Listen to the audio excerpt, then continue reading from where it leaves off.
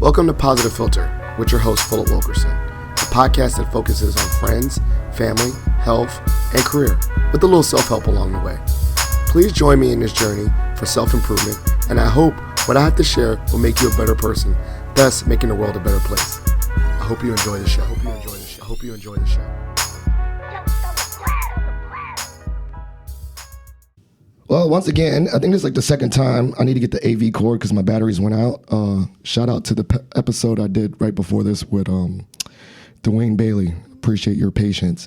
So you asked me a question. What was your question about crazy thing on a resume? The most interesting thing you've seen on a student resume. No, so I'm going to do a cop-out, and I'm going to say this. Once again, just like you said, how we use magazines and stuff, I've found things, trainings, LinkedIn certificates, classes on student resumes that have helped me in my own professional development. Wow. Meaning, like, when I'm looking at a resume and a student lists, like, I'm good at Pro Tools, right? I'm like, dang, this student's, like, I'm doing a podcast, right? Yeah. This is a side hustle. Right. But I looked at a lot of comm students' resumes, and I saw the skills that you needed to get into the world of media, right? I was like, all right, I need to learn how to do, like, Audacity or, like, so I told a lot of professionals, if you're working in higher ed as an employer engagement consultant, right? Or not higher, if you're working in any role where you have to be industry specific and know the industry, read a bunch of students' resumes from that industry, but read the top ones. Right. Meaning, like, I read, like you said, oh, this is the SG president. This dude already had internships. How did he get one? So I can learn what he had on his resume. And then I used it. And so, like, I guess one of the examples is, like, I'm getting a PhD in communication. Right. My educational background is not in comm. Like, I got an undergrad in history, I got a master's in counseling, and lo and behold, shout out to Mason, they let me in the comm program. That's because, one, I built relationships with the comm professors, but also during my time, I was honestly, like, when I was seeing students as an industry advisor, I was working with comm students so much. And I was reading what they needed, what it takes, like reading master level students. I didn't get a master's in comm, but I read their resumes, say, okay, strategic comm, what does that mean? Research this. And then I started learning the lingo, and then practically learning the tools that they needed to be good at, like, as I said, video editing skills, cameras that they use. This is shout out to students. When I start building rapport with mentoring students, I'll just start texting them and say, yo, how do I do this? like they're quicker. They were like, yo, I just do it on my phone. For real, show me how to do it real quick. Like, shout out to Cody. You know Cody? Which Cody? Cody Singa. Yeah. One time, Cody's doing a lot of stuff, marketing, experiences, chopping up, editing videos. I'll say, hey, how do you do that? Like, I have Cody, I don't know. I can adopt you. You could be my mentee.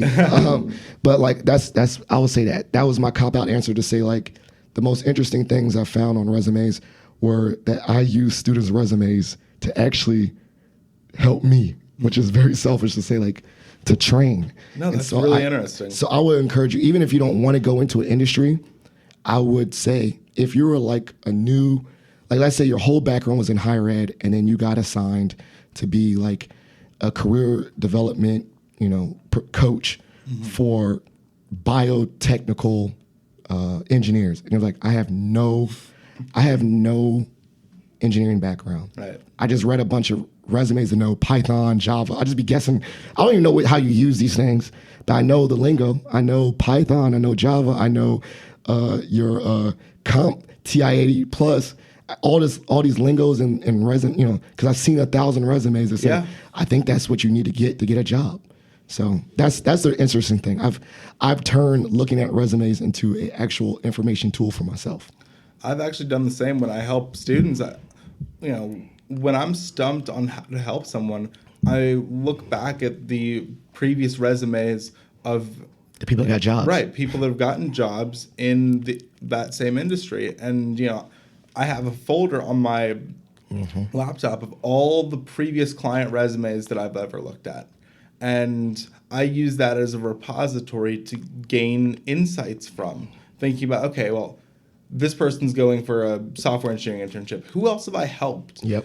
Land internships. What was the result of that, and what insights can I take to help this person now? And I think that's also just how an ecosystem works, Yep. where you have a bunch of past experiences that you're able to interact with, engage with to inform the future. There's an incredible just degree of connection Yep. in and around the job search process. I'm helping someone in the moment, and my advice is informed by dozens upon dozens of people. Yeah. You're in the ecosystem. We're both in the ecosystem. Right. Yeah. And I think that's kind of where that goes. So this is the part of the show called shout outs and plugs. Shout out, show love to anyone you want to show love. And then plugs. These are things that we will make sure to put on the show notes, Mason lobbies, whatever. I think that we'll push this out before Mason lobbies so that if we, when we use this, the links will be applicable. Perfect. So shout outs and plugs. Perfect. Let's see. I think the first person that I want to shout out, and I mentioned him earlier in this video or podcast, is my freshman year RA, Sean. Shout out to Sean. He taught me so much of what I know about how to be a leader, but also how to be a leader that can persist, can take care of himself and take care of others. And those foundational lessons have helped me do everything that I have set out to do from freshman year and beyond. And the lessons that he taught me, we've stayed connected all these years. That is the gift that keeps on giving, because whenever I feel stressed, whenever I feel like I'm going to burn out, I lean into what I've learned from him, and it's helped me just keep on going. It's helped me take care of myself in times where it feels like the world's on my shoulders, and I really appreciate that from him. Well, shout out to Sean. I met him with the NAACP, and he's just a phenomenal person. He's doing great things. He's going to be Dr. Sean someday. That's crazy, man. It's like, I'm getting old where I see these people leave the world and become full adults. So I don't know if that's a compliment to me or whatever. So, Positive Philter listeners, it's been a great episode. Thank you for listening. As you know, every episode is dedicated to the memory of my late father-in-law, Jeff Kirsch, and all the work he did combating food insecurity with the Jeff Kirsch Anti-Hunger Fund. Very important. And then additionally, if you're a part of the Mason Nation, please consider submitting a Pats for Patriots. This is a program I'm really passionate about, sharing kindness across the university. So I put the link in every show note so that you can consider submitting a Pats for Patriots. I want to say thank you so much for listening to this episode, and have a great day. So apologize for the disruption. We had some technical difficulties, but we will return shortly. In the interim, if you are a member of the Mason Nation, please consider submitting a Pats for Patriots to show love to a fellow George Mason faculty, staff, student, or alum. We are now returning to the second half of this episode of Positive Philter. Hello, Positive Philter listeners. It's Philip Wilkerson back with another episode of Positive Philter. I'm joined by a special guest. Everyone is a special guest to me. I'm joined by Zayd Hamid, who is an amazing student leader here at George Mason University. I've connected with this young man about 3 years ago, and I just kept on seeing him all over the place, and he kept on seeing me all over the place, and he's just been doing great work, not only in his own academics, but also in his service to others in student government and all those different things. And so he's got another venture, man. He's doing all kinds of stuff, journalism, all kinds of stuff. So we thought we'd have a conversation. I'm gonna put him on a little bit of he's a journalist now. But before we get started, give a little introduction of who you are. Sure thing. Hi everyone, my name is Zayd Hamid. I was the commencement speaker for this past spring, and I've been at Mason since 2021, returning here for my second degree now in public policy with the Shar School. Throughout my time as an undergrad, I was in student government. I helped plan our annual lobby event for the past couple years now, and I've just tried to make myself, known around campus and been able to make an impact through just the relationships I've made and the opportunities that I've been able to take advantage of throughout my time here. I love that. And so one thing, I know that you're really interested in career development. I mean, I think I would go on to say that's kind of passion. And when I say passion, I mean like a very interest of yours, like thinking about how you help other students, put them on, help them get ready for careers. How did that kind of start for you as a student? Sure. So it actually traces back to my first job at Mason. I was a customer service associate at Mason Rec, and actually I still work for them even now as a master's student, as a manager on duty. But I had a friend my freshman year. She was a senior. I was a freshman, right? So she was just on her way out, getting ready to figure out, post-grad life, what work looks like, et cetera. And that was when I got to really understand from an interpersonal perspective that career anxiety exists for postgrads. Not everyone has a special referral lineup. Not everyone's had a bunch of fancy internships during their time as an undergrad they can get a return offer for, et cetera. And so just, my experiences with her and helping her through career development, it gave me a passion to be able to do that for others. Because I don't want people that I care about to face anxiety and stress when it comes to the job search. I took it upon myself to learn some skills and hopefully make a difference, helping people put their best foot forward with their resumes. So, I'm surrounded by so many talented people, brilliant people, and I know that if they can make it to the interview, they'll have the job. But, some people don't know about things like an applicant tracking system for resumes. They may not know how to write a resume that a recruiter wants to read, et cetera, et cetera. There's so many structural limitations there that hold people back as an accessibility barrier to jobs that they are qualified for. I know they're qualified for them. So, maybe do a plug. Did you get like help for yourself from career services? Or you just like, and let's be honest, did you just say, I'm gonna start doing it on my own, both and, how did you start to feel comfortable passing off information to that young lady that you worked with? Or you helped? I reached out into my network. I texted you on LinkedIn, and the first conversation that we had was me asking you for the PowerPoint that you use for LinkedIn's and resumes. Oh, I do remember that. Yeah. Okay. Oh, okay. And, I reached out to other people in my network, either people I know that have previously employed people, like, my old boss, I think it was City Hall there. I reached out to also professionals that I've been getting to know, that I've connected with on LinkedIn or otherwise. And I was like, here's some resumes that I've made for myself. What's your advice? What's your feedback? And I just compiled the wisdom of the various professionals in my circle. I took in that wisdom, and I became familiar enough with that wisdom to be able to add my own value to that and then put it back out in the world as a peer-to-peer communication with others. Yeah, it's funny. I remember getting that email or that LinkedIn message, and the first thought I thought was, okay, and I just sent it to you. Yeah. And I don't think I even hesitated or said, what's your intentions for it or anything. And I think, what I'm thinking is that I would assume maybe some other professionals would be like, oh, did you actually come to my presentation for you to get it or something like that? But at my end of the day, I was thinking like, all right, well, if he's going to share it with someone else, at least maybe my only plug was like, tell that person if they needed more help, come holler at me too, right? Like, still you become my ambassador. And so I think this is a good tail end, because I know this is just more of a conversation rather than an interview, was like the shift in career development for students in higher ed. I shared with you an article, and we talked about how the paradigm of career development at universities are changing. One said that it used to be like career counselor, find yourself, and assessments would still have their value. And then, that team of two couldn't realize they can serve a university. So they're like, we need to have a full center, and we need to do beyond just career counseling. We need to have employer relations in the mix, right? Like directly connecting with employers. And so I think that's been the model most known across the nation, is the career center model. But this article shared that we're getting to a place where it's going to be a new era, where it's called a career ecosystem, meaning we need more stakeholders. We need people outside of our center to spread the word of career development, because there's no way at scale we can reach everyone.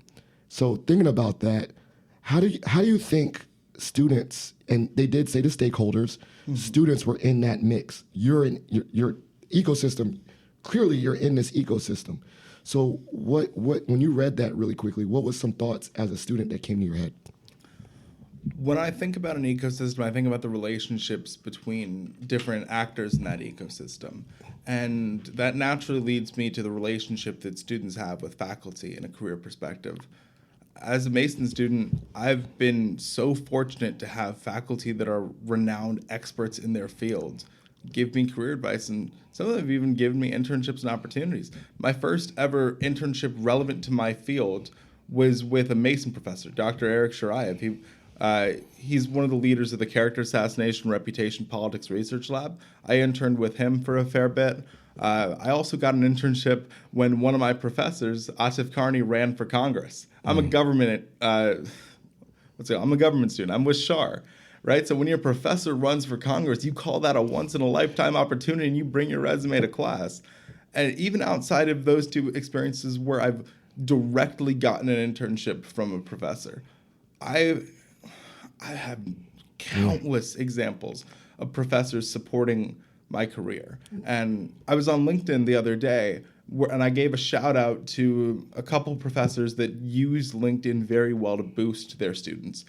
David Rare, David Ramadan, and Philip Mink in the Shar School are wonderful, wonderful examples of faculty using their networks, Tapping into their network and platform, right? Tapping into their network to boost students. They take selfies with the class. They talk about what they've learned, and they actively promote their students in a way that reaches their network. Right, reach. No, and I'm just curious. You know Serge? Was he in that job? Yeah. Okay, yeah, because Serge is in the communication. I had him as a professor. Shout out to you, Serge. But I was thinking like, okay then, and so we already had a program called a Career Influencer Network. And with that being said, is because we knew that professors were the front line to a lot of our students. And so we want to inform them. And now thinking like scaling up, maybe we need to do that for students because once again, students may be the first line of, not say defense, but first engagement, right? Yeah. Like you said, like a student would come to you and say, like, how did you get an internship? And then you tell them how to do it, right? Like, do you see that more growing, like, why? It's like a two-part question. Yeah. Like, do you think students are like intimidated to come to a building and come to career services, and then they're like, okay, I'm gonna just ask my man, right here in my class, because I knew he got an internship. Can you look at my resume? Do you think what is going on there? Why do you think that? I think that students are increasingly likely to come to each other because we're the ones navigating the job market together, right? Like we can speak to that peer-to-peer experience of, oh my God, the deadline for summer internships is coming up. Where do I go? Or, oh, this person got an internship on Capitol Hill. Yeah, I saw you did it on your LinkedIn. Yeah. So I think it's that level of familiarity and also the shared experiences of navigating this job market, navigating just being an adult in 2025. That's a tough experience. And I think, a lot of students will feel more comfortable going to career service professionals, faculty, et cetera, after they've had a peer look over their resume for an initial impression, right? I think developing those relationships and making sure that there's a streamlined process from when a student goes to their peer to when they're comfortable going to an experienced professional afterwards in career services or in the faculty, et cetera. And then from there, continuing up that chain, whatever that looks like. I think it starts with that peer-to-peer connection because that's how people get familiar with getting feedback, with also being referred to other places. An ecosystem requires active partnerships that trust each other. Now, I do have a question. One thing that's crucial and critical in the career space is how to network. Yeah. And so, even peer-to-peer, do you find yourself having to coach? There is the social anxiety. There's the anxiety about the actual world of work, but there's also a thing called social anxiety, right? Yeah, like thinking about like, I don't know how to talk to a potential employer, right? Like, how do you help students peer to peer have discussions of like, hey man, like you're not always just gonna get a job right away. You need to go to a networking event, just a basketball game, and talk to a guy, and ask career questions and all that stuff. How do you talk about those kind of conversations with peers? The piece of advice that I give the most for when students are interested in going to a networking event or an industry conference, et cetera, is to wear a professional accessory that has their college brand on it. I went to several industry conferences over the summer, some with my brother in the like energy sector, and some from me just in the government relations area. And I always wore a Mason suit pin. Because if you're in Northern Virginia and you're going to an event with people mainly from the Northern Virginia, D.C. area, 99.9% of the time, the person that you're talking to has a story about Mason. Either they've previously employed a Mason student, or their kid goes to Mason, or they've come to campus for a career services event at the job fairs. They've got a story. And if you're still working on your professional brand and you feel like you need a little bit of a leg up, lean on your college's reputation. That will be an icebreaker for you. Okay. I've just sat down for lunch and a guy comes up to me and he's like, hey, I'd been meaning to come to campus to talk to some students at Insert Club here, right? And he missed the email from one of the club leaders, and he was like, I meant to follow up, but work got busy. And I was like, well, here's my business card. It's got my Mason email on it. Reach out to me and we can make something happen. Your college is a walking icebreaker for you, and it's up to you to show that affiliation because it'll open some doors for you. Now, I don't know if you're introvert or extrovert. Maybe if you're an introvert, you're the one like my dad said ambient where you can turn it on. But what about the person, like you had the branding, you were cool with people coming to you. Yeah. You're okay to talk on the fly. What about I don't know what to say. What do you I mean, you shared a little bit about just listen and ask questions, but what are some things you would tell them, like, just be ready to talk about this for a person, a young professional going to an event in a space where, you go to events where I think you're sometimes going to the chamber events and things like that. You may be the only student. That could be intimidating. What would you tell a student like that beyond the pen to just get their confidence and talk to people in that space? I think the most important thing for people that are nervous about talking about themselves to try when it comes to these events is leaning into some of the courses they've taken or plan to take. I was at a webinar the other day for the National Institute for Lobbying and Ethics. They covered the federal budget process. And I was able to put in the Q&A section, hey, I'm taking a class on the federal budget process next semester, and I'll be learning, insert topics here, but you industry professionals on the call, what's an industry insight that would help me contextualize my learning? And I think you'll find the majority of the time when you're talking to professionals, they love talking about their industry insights. They love telling you cool stories at work. Yeah. You just have to give them that opening and show that you're engaged, that, if they take the time to tell you of an interesting tidbit, that you've got that active listening mode on, and that, you can follow up on that.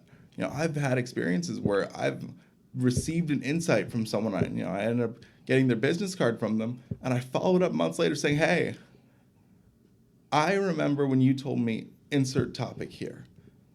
And it came to my mind when I was at this event just now, and I was able to leverage that in a conversation or yada yada, or I raised my hand in class. And I was able to share with my class, hey, Bill here told me this industry insight, and I thought it was really helpful for understanding the textbook reading that we just had. So that's perfect. So you combine your learning and use that as almost a tool to like just throw nuggets to talk about. Right. So one of the things is, and I would say the scale, right? We're talking about that scale. What ways would you suggest that students remember how to follow up, or how, it's like so much information. Like, talk about the concrete ways, because now I'm thinking about that ecosystem, right? Yeah. I see inversely, and this is where, that's where I'm gonna get on my old man soapbox, right? Old man soapbox is then I've seen concretely professionals say, hey, I emailed a club president and I got ghosted. And I'm thinking in my mind, like, this is a conversation I've had over and over again about, like, email is not the mode of communication, but then they got an email set up.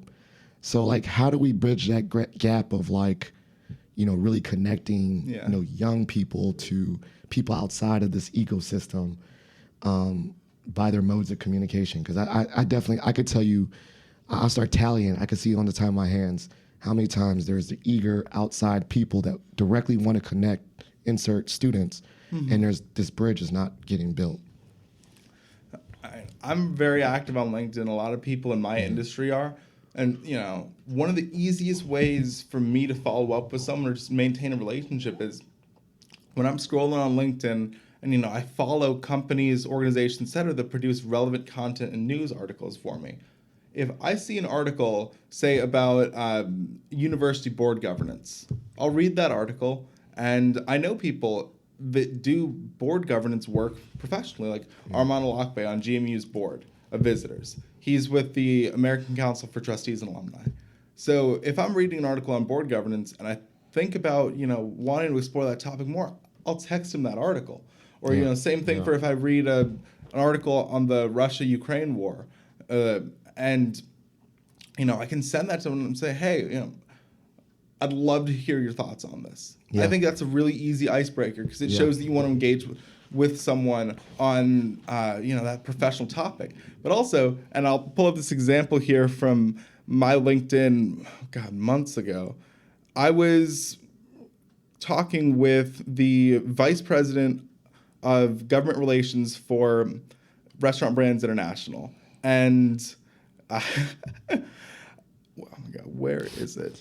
Now you got two messages. So let me see this dude. This was I was driving up to New York, and RBI, it's the parent company for Burger King, and I just sent a message. Texted him, I sent him my order receipt, and I was like, hey Steve, on my way to New York, stopped at Delaware Rest Station that has some RBI brands.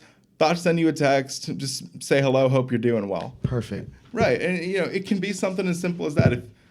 It doesn't always have to be you're sending them some resume, government report or resume. Yeah. You can say, this made me think about you. I hope you're doing well. Perfect. And I was about to say, you're my man because I think about, and I say that in a sense, like I think we got like the same brain. We already talked about it. We can go on a separate topic about how we map things out. But I do that too. Like I actively, every time I'm like, see something, say something.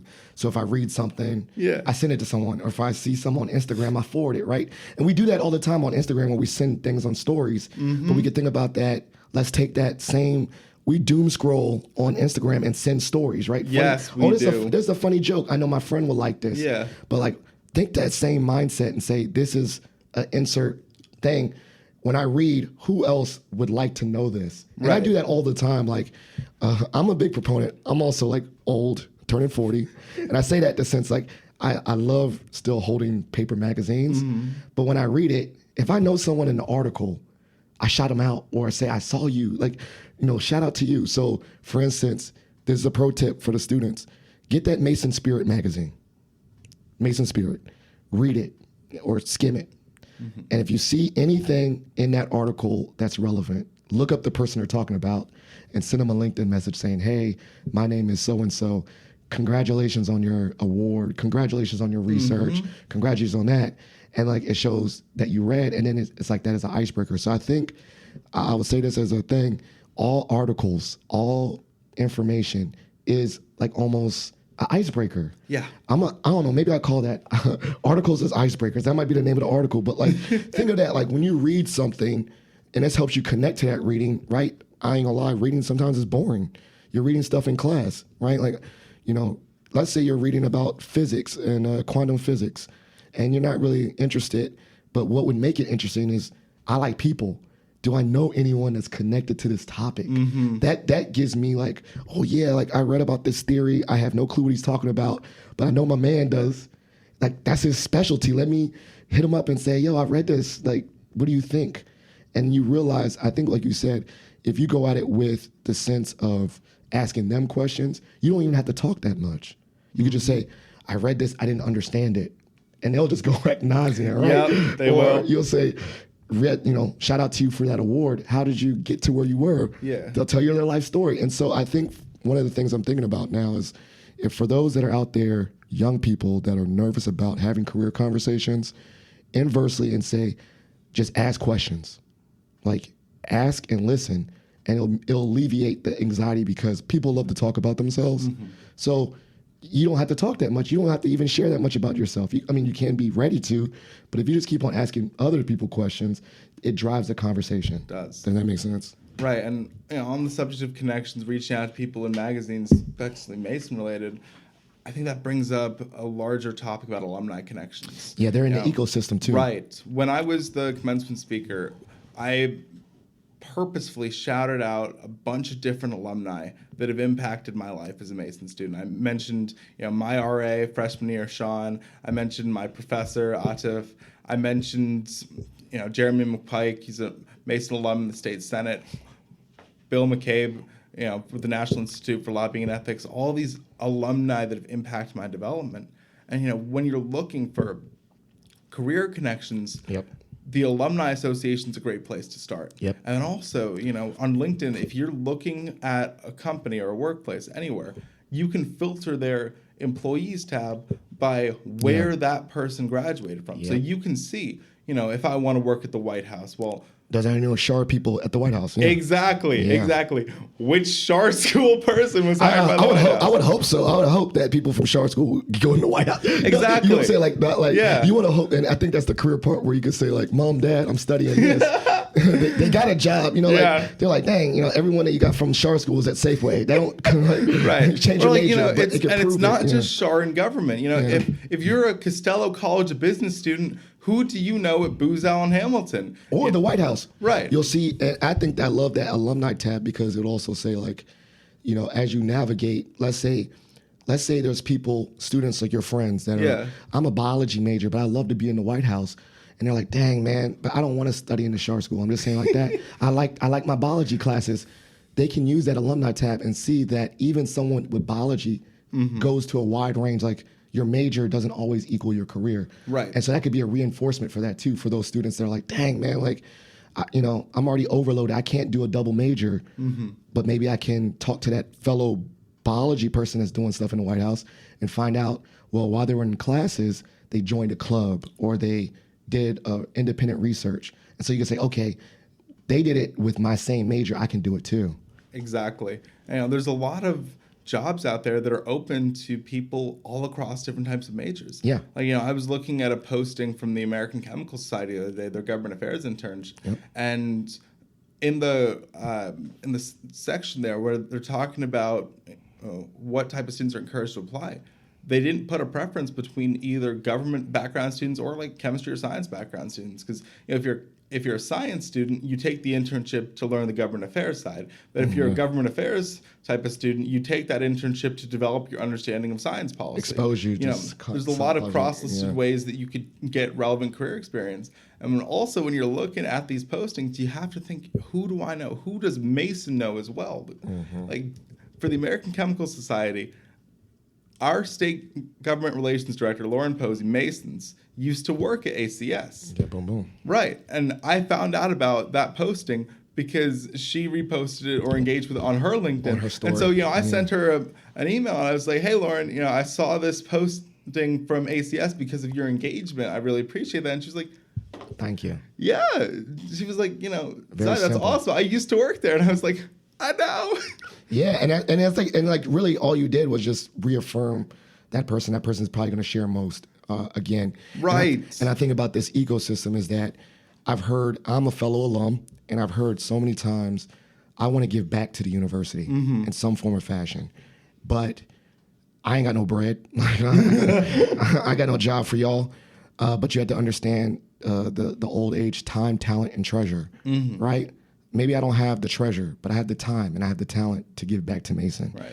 And so in that ecosystem, maybe there's a young alum that's like, I can't, I'm still in my first job living in my apartment, but they can come and mentor somebody. Exactly. And all that takes is their time and their talent. And so I think as we tap into this ecosystem, we're going to see a lot more alumni student mixers, right? Low stakes connections where people are coming as alum, not to hire these students, but just relate and build connections. And for the student side, like they don't feel like they have to be ready to have their resume on tap. They could just talk to somebody. But this ecosystem is just going to get wider and wider. And the way that we're going to keep up, I believe the way that we keep ourselves relevant, and I'll say myself as a hired professional, is not being like the gatekeeper and saying like compartmentalizing this ecosystem, is being fully immersed in it and being able to, as you say, draw connections and connect people. Right. Like, yeah, you saw someone that's an employer that wants to hire Mason, holla at me and send them to me. Vice versa. I saw an employer that wants to hire Mason students. Come on, please share this with your students. Like, Yes. I got to lean on you because I can't get it out there. I can't get it out there on myself. Right. You're going to be on the ground. And so in this ecosystem, we really have to draw lines of communication, understand that information and opportunities are not scarce, they're abundant. We're not hoarding it, but we're sharing it in this ecosystem all together, because then we'll all thrive. What's that, John? We thrive together, right? Right. I think that's a motto. Shout out if that's amazing. Yeah, I think it is amazing. One of the pillars, we thrive together. It's more about well-being, but I'm thinking in this sense, we thrive. Our students are being career ready. So when you hear about that, what are ways that we can lean in further into the ecosystem philosophy rather than the career development? Career center. Like, how do we get away from the old way and lean more into the new way? Sure. From that, that article, about all these stakeholders, and it even said policy on there too. So as a government person, I want to know, what do you think when you hear that word ecosystem? How does policy fit into that? And I'll give you a little softball because I know you're doing some policy work. So with Chev, right? Chev, yeah. So throw that in there too. Yeah, so I think one of the best things that can come out of a reevaluation of the ecosystem, the relationship between career services and other partners, is sharing those connections outward. Like, for example, if a faculty member, say they're teaching a business class, and they're thinking, okay, well, I've got a seminar about nonprofit finance coming up soon. Who do I know in career services that knows nonprofit professionals and can make an ask for them and say, hey, can you ask someone from that nonprofit that you work with, that you send students to, that's engaged with you, to come in and speak to my students about their experience with nonprofit finance?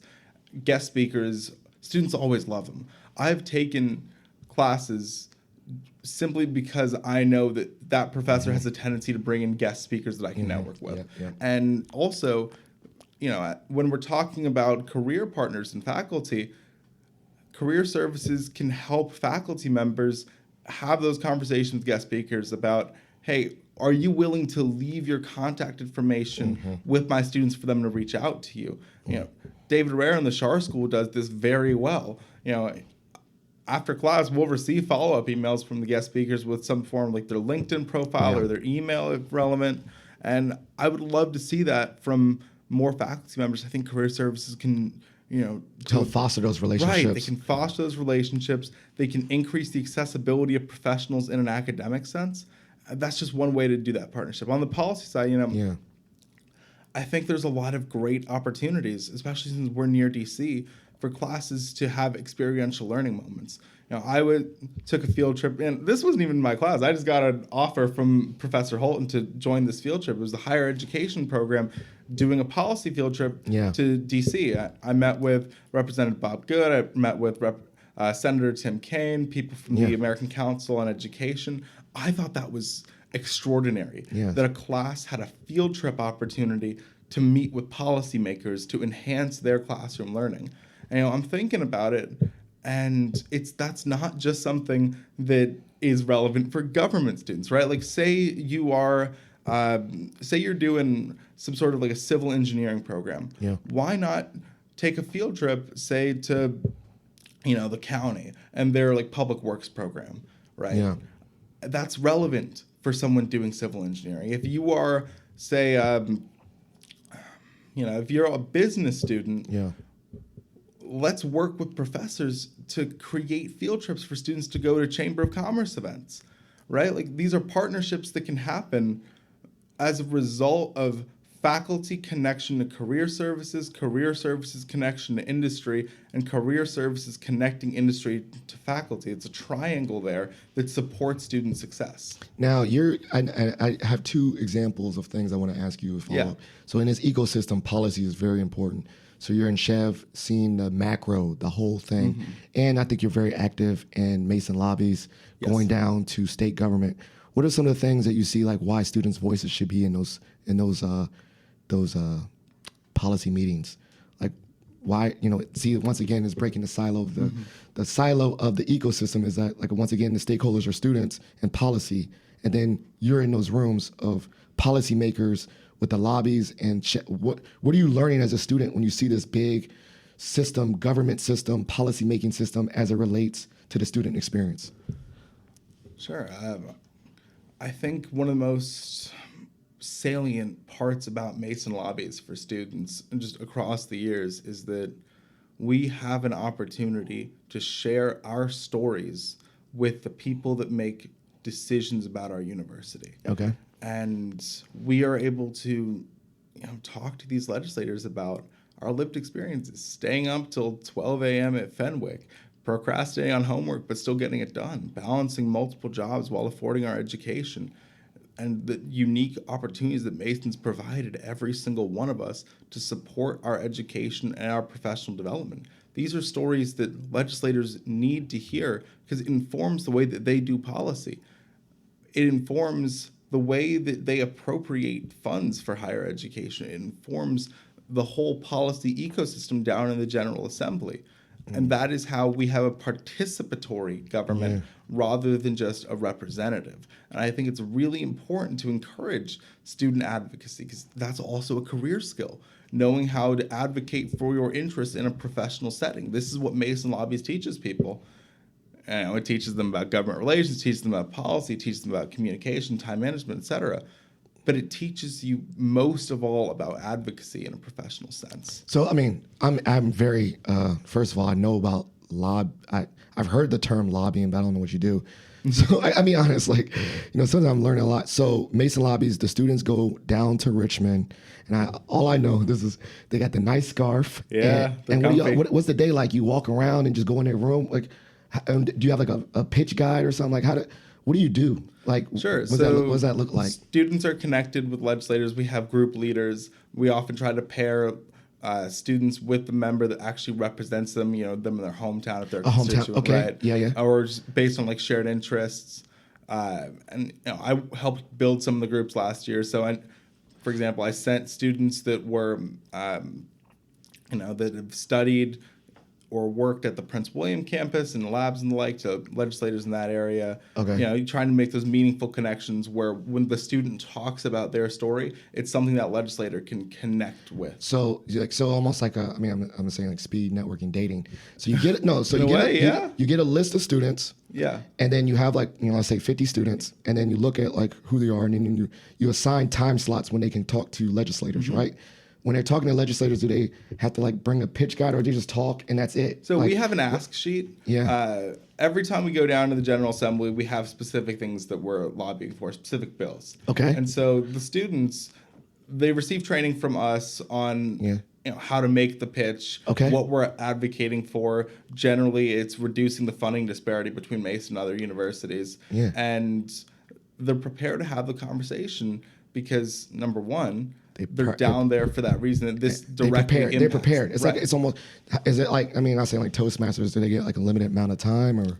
Well, legislative meetings are generally 15 minutes. So you got to be ready in 15 minutes. Yep. However, there are some legislators that are like, you know what? I'm really enjoying this conversation, and they'll like gesture to their legislative aide to be like, we can have a couple more minutes. Okay. Yeah, because sometimes you really just engage someone in that conversation. They want to hear more. I love it when legislators say, we have a couple more minutes. How about inversely from your experience before you were helping the point guarding part? Yeah. Did you do it as one of the people going in the room? My first year was actually entirely virtual. I was so 2021. So how was that experience? So they just put you in a Zoom room? It was a giant Zoom room. Okay. I definitely prefer the in-person. I think it works a lot better in person. Yeah. It was just really hard to coordinate for 2021. Sure. We could have done breakout rooms if we had more people. Oh, it was like one Zoom. It wasn't a breakout room. One big Zoom call. Oh, okay. Yeah. Were you nervous? No. Not really, because it was a big Zoom room. Did you get a chance to talk to someone individually or make a relationship out of that? Honestly, not really. But so the in-person is really key for that. It is. There are definitely ways to do online modalities for relationship building, even in a government relations sense. Like, I view that as a tool, right? Like, if you are trying to build a relationship with someone that's all the way out in like Seattle, it's not realistic to, you know, drive to their office and drive back, right?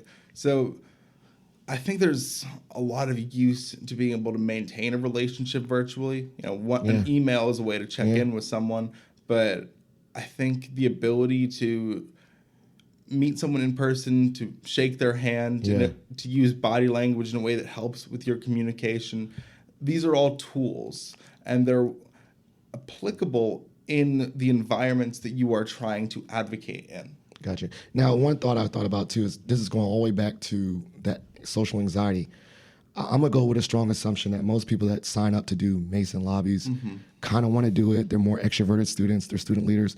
Have you had in this experience some really like they like the field of government, but they were like super anxious about this event, and like they, you know, you had to coach them up. Like, have you had that experience? And how do is it almost the same modalities? Like you help them say, hey, learn a little bit about that person. You know, like did you kind of use the same networking things to help them get confident in those spaces? For sure. I mean, you know, my roommate last year was one of those students who was more introverted, and you know, I put him in my group. We had some great meetings, and you know, he saw it as a great chance to get exposure. And, you know, he may not have spoken up to the same degree that I did, but being in those spaces, getting used to being in those spaces, even if it's in a more supporting role, I think that's still a valuable experience. Oh, you pair off so you can like tag team people. Yeah, I mean, you know, groups are anywhere from like 3 to 5 or 6 people. Gotcha. And there's a group leader. Okay. Ideally, that group leader's done this before. Gotcha. Or That's perfect. They've got some sort of a background experience. So you're not out there on the solo. Right. You're a team. So you're bringing in other people to have that conversation. Like, you know, I don't know the first thing about the granular aspects of STEM research that's being done at the SciTech campus, but my friend Sophie does. My friend Sophie is an excellent researcher. So you were able to like I can pivot, You can pivot. You're like, da-da-da-da. You like extrovert. Hey, Sophie, right? Isn't that right, Sophie? Yeah. And she can chime in. When I was meeting with Delegate Moorfield, he represents Tazewell. He's also with the Tazewell Area Chamber of Commerce. My friend Ethan, you know, he's a finance student. He's able to have that pivot there of, you know, can you speak to your finance experiences in a way that kind of resonates the with lingo, Moorfield. Right, exactly. Speaking the same language. So maybe from what I'm hearing is that it's probably like the responsibility of the group leader to kind of be the point guard and really help the whole group and facilitate a conversation in those spaces. For sure. Sounds kind of fun. I'd like to be a group leader. It is really fun. Not now, but I'm just saying in life. I know I'm extroverted. I'd be like, hey, it's fellow Wilkerson, unofficial mayor of Mason. And then I'm like, that's my man right there. Like, tell him, right?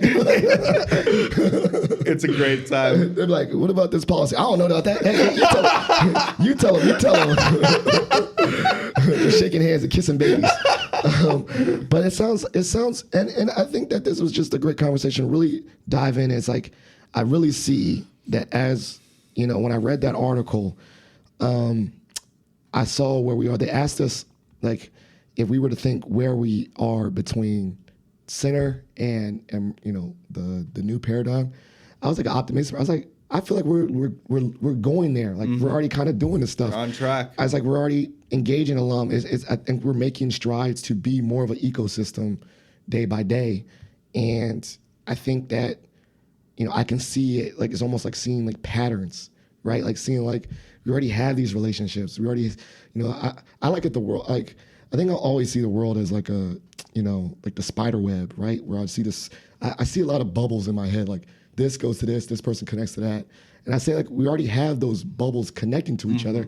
It's just strengthening the lines between them, the ties. And so I think we're already there. So we come to a great part of the show. It's called Shot for Shot. You get to ask me any random question. I get to ask you any one question. You want to go first? I'll go first. Go ahead. All right. So I am a legislator. Okay, let me rephrase. You're the legislator. I'm the legislator. Okay. Right. And I say, I want a football team here at George Mason. I'm gonna tell you why, and then we're gonna debate why. First of all, are you pro or con football team?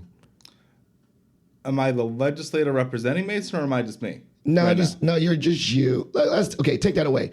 Are you pro or con football team here? I'm con. I honestly just prefer basketball as a sport. Plus, like, I think just installing a football stadium would be a nightmare for traffic and parking, which is already kind of bad. Like, we just got the main, which I live in. I love living in the main, but I also recognize with the additional parking garage there, it creates sometimes traffic problems in and around Braddock and Ox Road. So I think just a football stadium just wouldn't really work for Mason. Okay, that was actually my random question. Then I wasn't gonna do the little mock thing. Okay. No, I was, but then I was thinking like, are you pro or con? Because I think like, I've been here forever, and I was like, man, wouldn't it be dope to have a football team?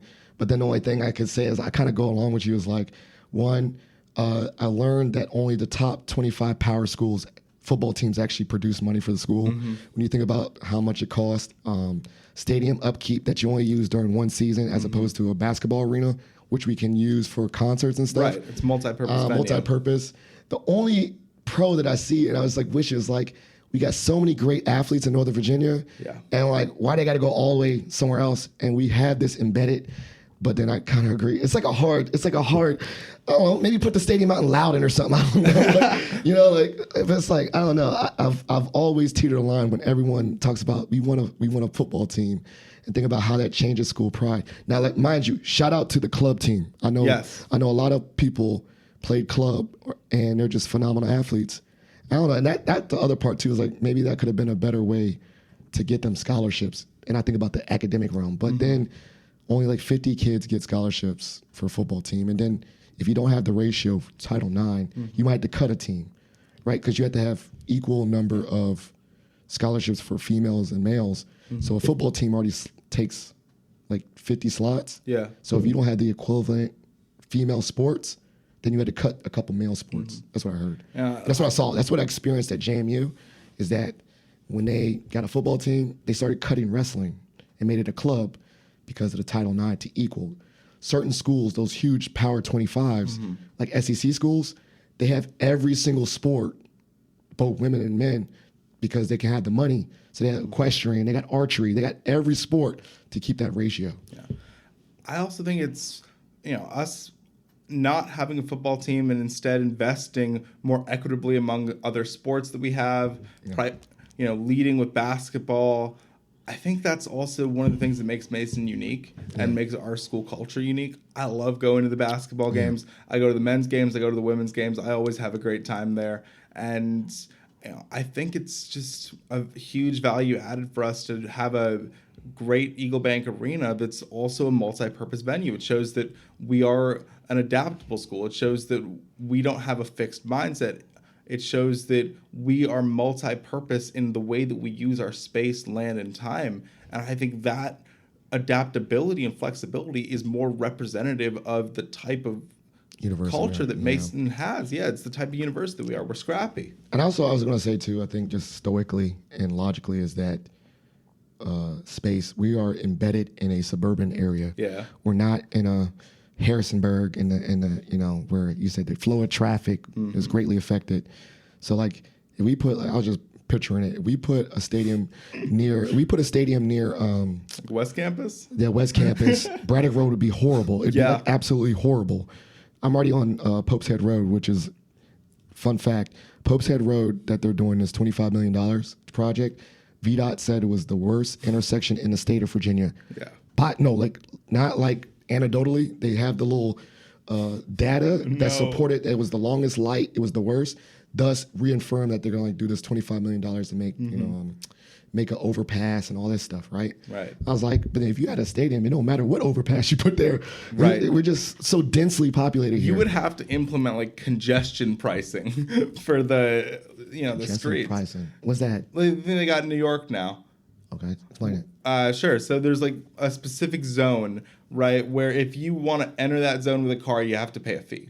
Oh, no. Thanks. And they implemented that, and now instead of all of the streets in that formerly congested area being dense, it's barren right now because people are choosing to switch to public transportation or they're choosing alternative places to go. And do they have like the easy pass? Like how do they know you entered the zone?